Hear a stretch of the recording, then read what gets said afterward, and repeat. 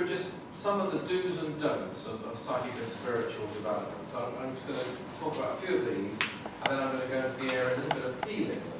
Would you like to go to the healing area a bit? Yes. Okay, great.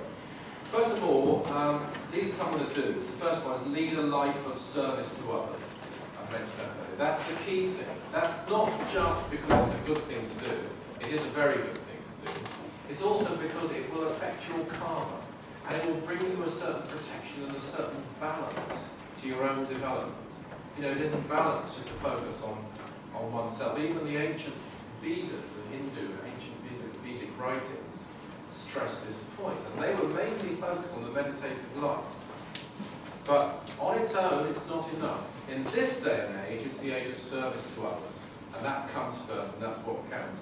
And it will help you to develop. But if you don't do it, you will only get so far. That's a key thing.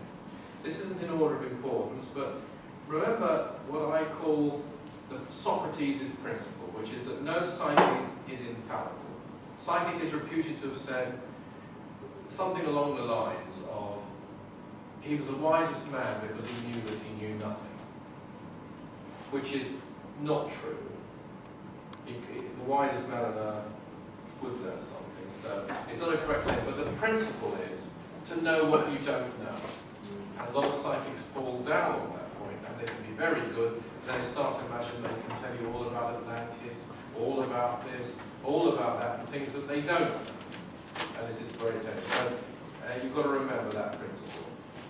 Very important thing I've stressed several times, maintain concentration at all times. Very tempting in spiritual development. When you have a state of great peace, which will come, if it hasn't already, a state of a real psychic state, just go off and lose yourself in it.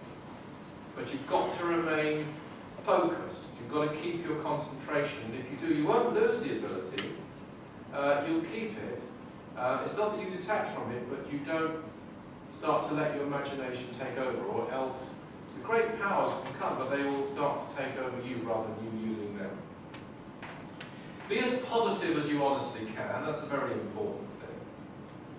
I'm actually going to refer to some of the do's and don'ts in this book on psychic powers, actually.